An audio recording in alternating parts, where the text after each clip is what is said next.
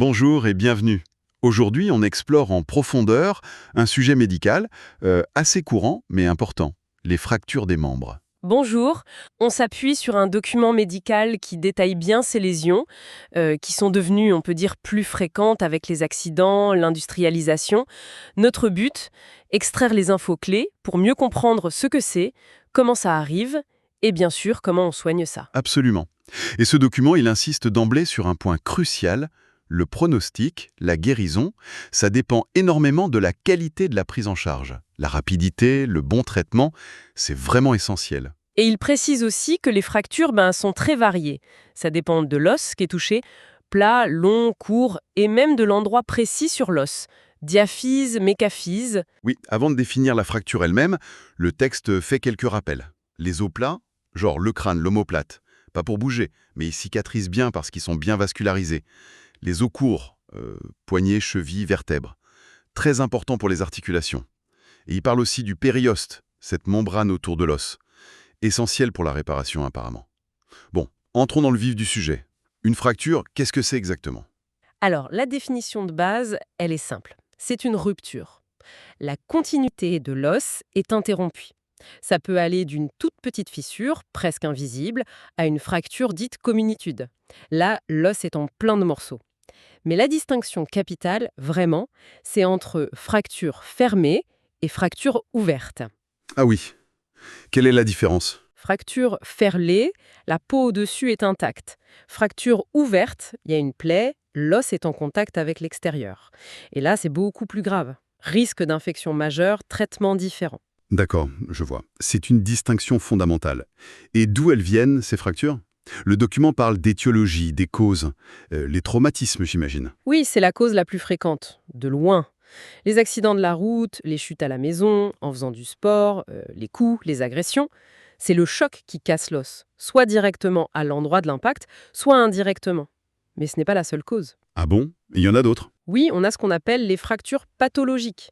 C'est une fracture qui arrive sur un os déjà malade, fragilisé.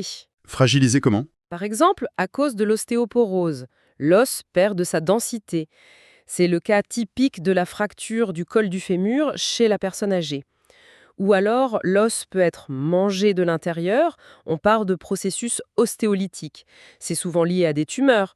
Parfois d'ailleurs, c'est la fracture qui révèle la tumeur qui était là, silencieuse, souvent une métastase ou plus rarement une tumeur osseuse primitive, voire un simple kyste. C'est un point important, ça. Revenons aux fractures traumatiques. Il y a le traumatisme direct. Oui, là, l'os casse juste sous le point d'impact. Vous recevez un coup, vous tombez directement sur le coude, par exemple. Ça peut casser l'os juste là. Et puis, il y a le traumatisme indirect.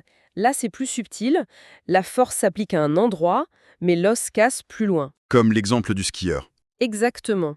Le pied est bloqué dans la chaussure, la jambe tourne, et hop, ça casse plus haut, au niveau du tibia, par exemple. Ces mécanismes indirects, ça peut être de la torsion, de la traction, une flexion forcée, une compression, ou un mélange de tout ça. Et le texte mentionne aussi les fractures de fatigue. J'en ai déjà entendu parler. Tout à fait. Celles-là, elles sont différentes. Pas un gros choc, mais des petits efforts répétés sur un os sain au départ. Le grand classique, c'est au niveau du pied, les métatarsiens, chez les marcheurs ou les coureurs. L'os finit par fissurer à force d'être sollicité. Ce sont souvent des fractures incomplètes et parfois elles sont difficiles à voir sur les radios au début. On peut avoir besoin d'autres examens comme la scintigraphie. D'accord, donc beaucoup de façons de se casser un os. Le document décrit ensuite les différents traits de fracture, la forme de la cassure. Commençons par les plus simples. Oui, alors on a la fissure. C'est une fracture incomplète, sans déplacement. Souvent après un petit choc et parfois on la voit à peine sur la radio. Le trait transverse, lui, il coupe l'os net, perpendiculairement à l'axe. C'est typique d'un choc direct assez violent. La peau peut être touchée, voire ouverte. Ensuite, le trait oblique ou spiroïde. Là, ça coupe en biais ou en spirale. C'est plutôt lié au traumatisme indirect, la torsion dont on parlait. L'avantage, s'il n'y a pas de déplacement, c'est que la surface de contact entre les morceaux est grande, donc ça peut consolider plus vite. Et pour les cas plus complexes, plus de morceaux. Voilà. On a les fractures comminutives. Là, il n'y a plus que deux fragments principaux. Souvent, c'est après un traumatisme violent, avec des dégâts importants autour, aux muscles, etc. Ces fractures sont instables. Il y a aussi les fractures bifocales ou à double étage. Là, vous avez deux traits de fracture qui isolent un fragment d'os au milieu. Ah ouais. Et c'est problématique. Oui, parce que c'est problématique. Oui, parce que ce fragment intermédiaire, il risque d'être mal vascularisé, mal nourri en sang. Du coup, la consolidation peut être plus lente, plus difficile. Et c'est instable aussi. D'accord. Il y a aussi les fractures engrenées et par compression mentionnées dans le texte. Exact. Une fracture engrenée, c'est quand un fragment d'os vient se planter, s'impacter dans l'autre. Ça arrive surtout dans les zones d'os spongieux, plus mous aux extrémités des os. Ça consolide plutôt bien, mais il faut surveiller que ça ne bouge pas après coup, qu'il n'y ait pas un déplacement secondaire. Et les fractures par compression ou tassement, c'est typique des vertèbres, par exemple chez quelqu'un qui a de l'ostéoporose. L'os s'écrase sur lui-même. Ça consolide vite, mais ça laisse une déformation, un tassement. Et un dernier type, la fracture arrachement. Oui, ça, c'est quand un tendon, au lieu de se déchirer lui-même, arrache le bout d'os sur lequel il est fixé. Et comme le muscle tire sur le tendon, eh bien, le petit bout d'os arraché est souvent déplacé, tiré par le muscle. On voit ça à plein d'endroits. Hanches, épaules, coudes, genoux, pieds. Ce déplacement des fragments, ça a l'air d'être vraiment un aspect central. Quels sont les types de déplacements décrits? Oui, c'est fondamental pour comprendre la fracture et choisir le traitement. Et souvent, plusieurs types de déplacements sont combinés. Alors, il y a la translation, un déplacement sur le côté, latéral. Le chevauchement, les fragments se superposent, l'un glisse sur l'autre, résultat le membre est raccourci. C'est très fréquent, souvent avec la translation. Le décalage, ou rotation, là, un fragment tourne par rapport à l'autre autour de l'axe de l'os. Celui-là, il est parfois difficile à bien voir sur les radios standards, mais il est crucial à corriger. S'il reste une rotation, la fonction du membre peut être très perturbée. On parle de consolidation vicieuse. Ah oui, on imagine bien qu'avoir le pied qui regarde vers l'extérieur après une fracture de jambe, c'est pas idéal. Valgus, vers l'intérieur, varus. Ou dans le plan de profil, vers l'avant, flexum, vers l'arrière, récurvatum. Corriger l'angulation, c'est primordial, surtout pour la jambe, pour pouvoir marcher droit et éviter des problèmes d'arthrose plus tard. Il faut vraiment analyser ça dans les 3 dimensions. D'accord, c'est clair. Alors face à une suspicion de fracture, quand le blessé arrive, qu'est-ce qu'on fait? Le texte parle d'établir une carte d'identité de la fracture. C'est une très bonne image. C'est une étape essentielle, avant même de décider du traitement. Il faut tout noter, tout documenter précisément. Quel côté touché, quel os ou quels os, à quel niveau sur l'os, au milieu, diaphyse, près d'une articulation, épiphyse, métaphyse. Quelle est la forme du trait? Y a-t-il des fragments?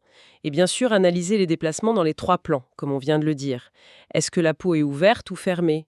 Et y a-t-il des signes de lésion associés? Les muscles, les nerfs, les vaisseaux? C'est une vraie enquête en fait. Prenons un exemple concret. Une fracture au milieu de la cuisse, le fémur ou de la jambe, le tibia. Comment on procède? Alors, on commence par interroger le patient ou les témoins, comment c'est arrivé, l'heure, le mécanisme. Puis, l'examen physique. On cherche tout de suite s'il y a des signes de choc. Est-ce que la personne est pâle, le pouls rapide, la tension basse? Ça peut vouloir dire qu'elle a perdu beaucoup de sang. Ensuite, on examine le membre fracturé lui-même. Bien sûr, si c'est un polytraumatisé, on vérifie d'abord qu'il n'y en a pas d'autres lésions plus graves ailleurs. Sur le membre, on note l'impotence fonctionnelle, impossible de bouger ou de s'appuyer dessus, la douleur évidemment, la déformation, le membre n'a pas sa forme habituelle, il a une attitude vicieuse. On regarde l'état de la peau, ouverte, fermée, contusionnée.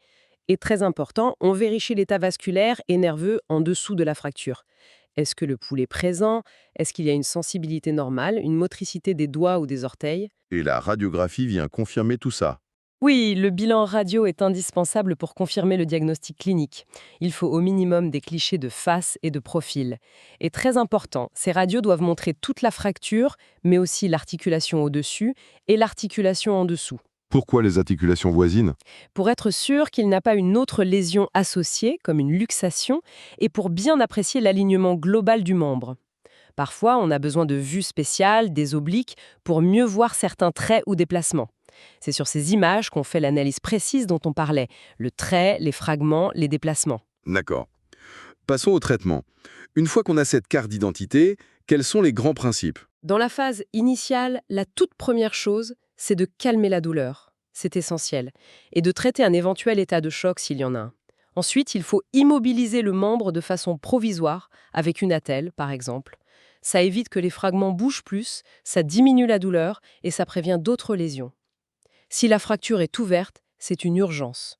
Nettoyage, pansement stérile, et on commence tout de suite un traitement antibiotique préventif et la prévention contre le tétanos.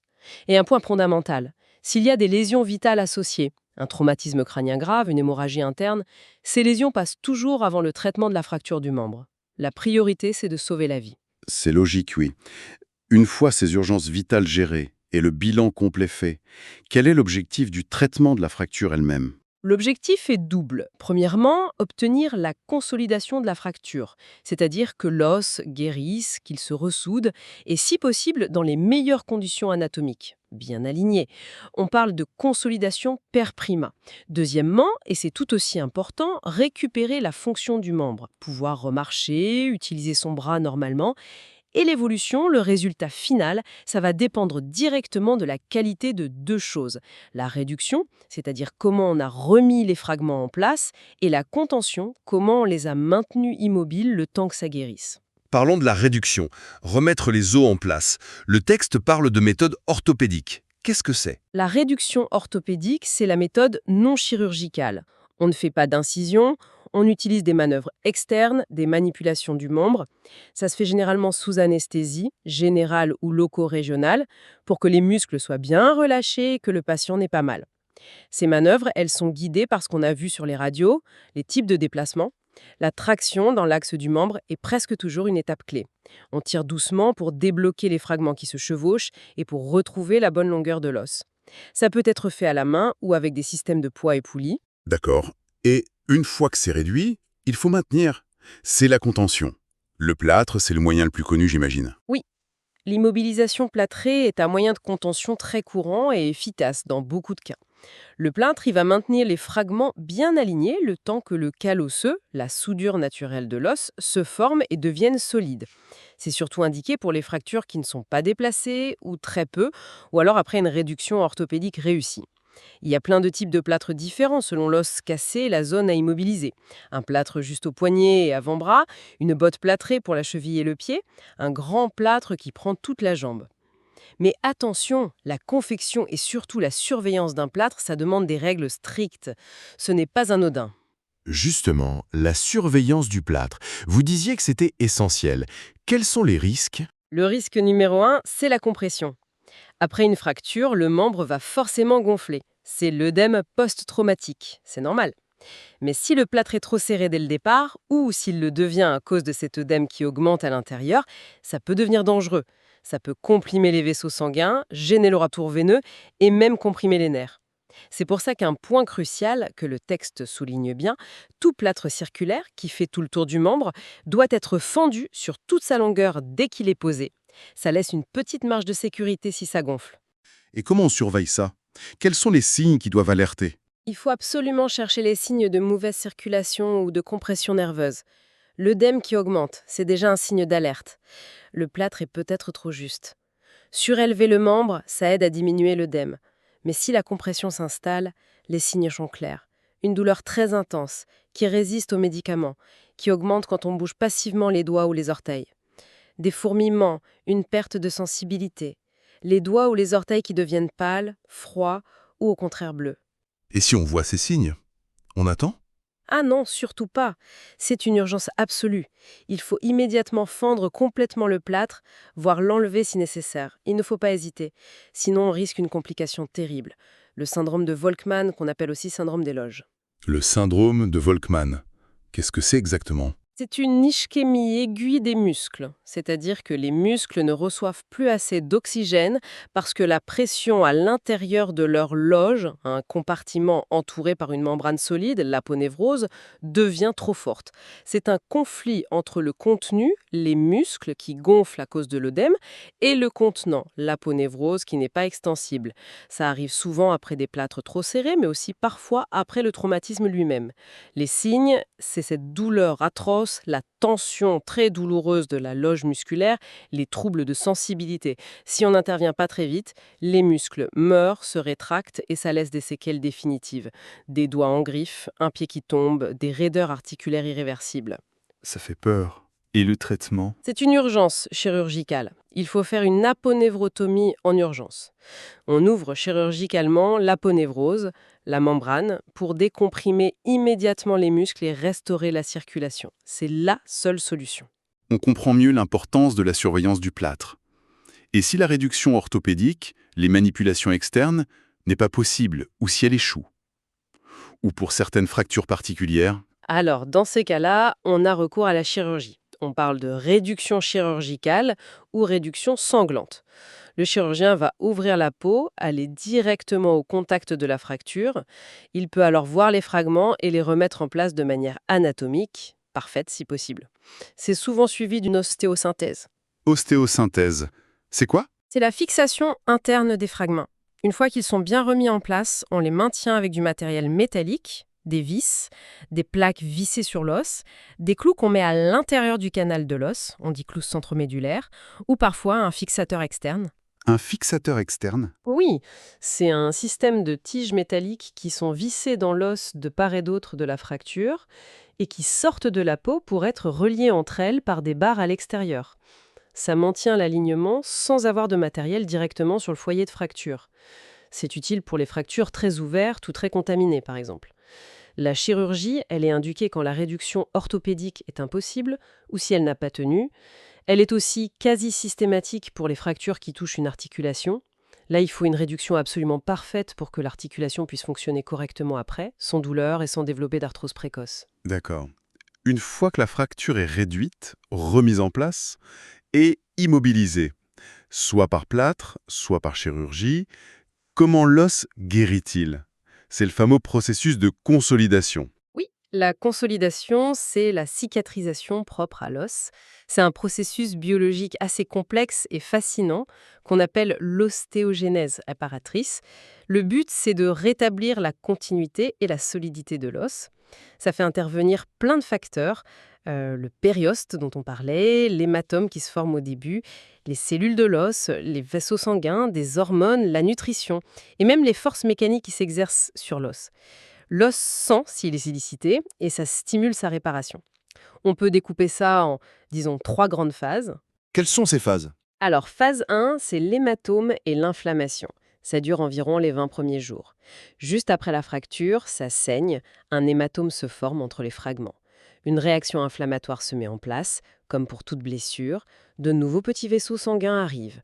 Progressivement, l'hématome s'organise, du tissu fibreux commence à apparaître, les cellules osseuses se multiplient très vite. À noter que les tout petits bouts d'os juste au niveau de la cassure sont morts, dévitalisés. D'accord, ça c'est le début. Et après? Phase 2, vers J20 à J30. C'est la formation du cal conjonctif ou cal mou. Le tissu fibreux envahit l'espace, ça commence à engluer les fragments, à les stabiliser un peu. Puis ce tissu se transforme, d'abord en cartilage, puis en os primaire, un os encore immature. C'est l'apport sanguin qui permet cette transformation. En même temps, des cellules spécialisées, les ostéoclastes, commencent à nettoyer les bouts d'os morts dont on parlait. Et la dernière phase? Le cal solide, voilà. Phase 3, l'ossification du cal, entre J30 et J60 environ, mais ça peut être plus long. Les cellules osseuses, les ostéoblastes, envahissent ce cal mou et déposent de la vraie matrice osseuse, qui va se minéraliser. C'est là que le cal osseux devient visible à la radio, souvent vers 1 mois. Il se forme un cal à l'extérieur de l'os, sous le périoste, et un cal à l'intérieur dans le canal médulaire. Les contraintes mécaniques, comme la marche quand c'est autorisé, stimulent cette phase. Ensuite, ce cal va continuer à se remodeler pendant des mois, voire des années, pour retrouver une forme et une structure proches de l'os normal. Fascinant. Est-ce que toutes les fractures consolident à la même vitesse? Quels sont les facteurs qui influencent ce processus? Non, la vitesse est très variable. D'abord, le type d'os. L'os spongieux, qu'on trouve aux extrémités des os longs et dans les os courts, consolide plus vite, environ 6 semaines chez l'adulte. L'os cortical, la partie dure et dense au milieu des os longs, la diaphyse, c'est plus long, 3 à 4 mois, voire plus. L'âge est un facteur majeur. Un enfant consolide beaucoup plus vite qu'un adulte et surtout son cal a une capacité de remodelage incroyable, il peut corriger des défauts d'alignement importants, ce qui n'est plus le cas chez l'adulte. Une personne âgée consolidera plus lentement, Et l'immobilisation. elle doit être suffisante mais pas excessive non plus. Une immobilisation trop lâche, si ça bouge trop au niveau de la fracture, ça retarde ou empêche la consolidation. Parfois, la consolidation est même impossible. Par exemple, s'il y a un morceau de muscle ou un autre tissu mou qui s'est glissé entre les fragments osseux. Ou si on a mis une traction trop forte qui crée un écart trop grand. Et enfin, deux ennemis majeurs de la consolidation, l'infection, évidemment, et une mauvaise vascularisation de l'os. Certaines fractures, comme celle du col du fémur ou du scaphoïde au poignet, touchent des zones où l'apport sanguin est précaire, ce qui augmente le risque de mauvaise consolidation ou de nécrose de l'os. Comme pour toute blessure ou maladie, il peut y avoir des complications. Quelles sont les principales pour les fractures? Oui, malheureusement, on les classe souvent selon le moment où elles apparaissent. Il y a les complications immédiates, juste au moment du traumatisme ou juste après. On a déjà parlé de l'ouverture cutanée avec le risque infectieux majeur.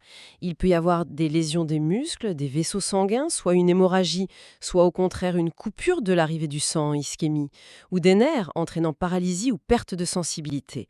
Et puis, les complications générales comme l'état de choc. D'accord, ça c'est tout au début. Et ensuite, pendant le traitement, Ce sont les complications secondaires. L'infection reste une menace, surtout si la fracture était ouverte ou après une chirurgie, infection du site opératoire. On a parlé de la compression sous plâtre et du syndrome des loges, la nécrose de la peau, si elle est comprimée par le plâtre ou la telle, les phlébites, ces caillots dans les veines, surtout des jambes, à cause de l'immobilisation. Le risque, c'est l'embolie pulmonaire si le caillot migre. Et puis, les déplacements secondaires. La fracture était bien réduite, mais elle bouge sous le plâtre ou malgré le matériel chirurgical, ce qui oblige à reprendre le traitement. Et à plus long terme, une fois que tout est censé être fini? Ce sont les complications tardives. Le retard de consolidation. Ça met beaucoup plus longtemps que prévu à guérir. La pseudarthrose, ça ne consolide pas du tout. L'os reste cassé en deux, avec une mobilité anormale. C'est souvent douloureux et ça nécessite une nouvelle chirurgie complexe. Les calcificieux, l'os a consolidé mais tordu, raccourci ou avec une rotation. Ça entraîne des déformations visibles, des boiteries, des douleurs et ça favorise l'arthrose des articulations voisines. Les raideurs articulaires, très fréquentes après une fracture proche d'une articulation ou après une longue immobilisation. Parfois, c'est difficile de récupérer toute sa mobilité. Les troubles trophiques. C'est un ensemble de problèmes comme des douleurs chroniques, un œdème persistant, des problèmes de peau, une hypersensibilité. L'algodystrophie ou syndrome douloureux régional complexe en fait partie.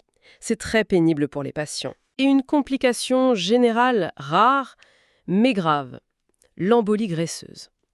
De la graisse de la moelle osseuse passe dans le sang et peut aller boucher des petits vaisseaux, notamment dans les poumons ou le cerveau. C'est une liste assez longue et pas très réjouissante. Un mot sur les fractures chez l'enfant, le texte indique qu'elles sont particulières. Oui, tout à fait. L'os de l'enfant n'est pas juste un os d'adulte en plus petit, il est en croissance.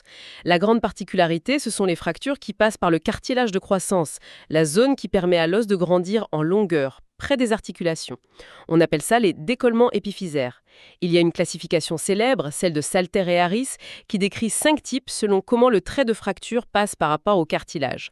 Le type 5 est le plus grave car il écrase le cartilage et peut entraîner des troubles de croissance importants, arrêt de croissance, déviation de l'axe, et il est souvent difficile à voir sur les radios initiales. Et à part ces atteintes du cartilage de croissance, Il y a aussi des fractures incomplètes qui sont typiques de l'enfant grâce à la souplesse de leurs os. La fracture en bois vert, une seule face de l'os, la corticale est cassée, l'autre est juste pliée, comme quand on essaie de casser une jeune branche. Et la fracture en mode de beurre ou en tore, c'est un petit tassement, un renflement de l'os spongieux au niveau de la métaphyse, près de l'articulation, sans vraie cassure nette. intéressant. Pour conclure ce tour d'horizon qui était quand même assez dense, quel message clé on pourrait retenir? Je dirais que les fractures des membres sont effectivement une pathologie très fréquente liée à notre vie moderne. Leur diagnostic est souvent clinique et radiologique assez simple, oui. Mais leur prise en charge, elle, doit être extrêmement rigoureuse. Chaque décision, chaque étape du traitement conditionne directement le résultat fonctionnel pour le patient, est-ce qu'il retrouvera un membre qui fonctionne bien, et parfois même son pronostic vital en cas de complications ou s'il s'agit d'un polytraumatisé. La qualité des soins est absolument déterminante. Oui, on comprend bien que derrière ce qui peut paraître banal, une simple fracture, il y a une réalité biologique complexe et des enjeux thérapeutiques majeurs. Comprendre un peu mieux les types de fractures, comment elles arrivent, comment l'os guérit et tous les risques possibles, ça montre bien que ce n'est pas si simple. Exactement. Et ça met vraiment en lumière l'importance d'une prise en charge rapide, spécialisée et adaptée à chaque cas. Pour prolonger la réflexion, une chose que le document n'aborde que par le biais des complications tardives comme la raideur ou le calvicieux, c'est l'impact à très long terme, bien après la consolidation officielle. Comment une fracture majeure, même bien guérie sur la radio, affecte-t-elle la façon dont la personne bouge, sa biomécanique globale? Quel est son risque de développer de l'arthrose des années plus tard sur les articulations voisines? Ou même comment ça affecte son bien-être psychologique de vivre avec une fonction qui n'est peut-être plus tout à fait la même, ou avec une certaine appréhension. Ces conséquences fonctionnelles, mais aussi personnelles, profondes, bien après la guérison visible, c'est vraiment un champ d'exploration immense et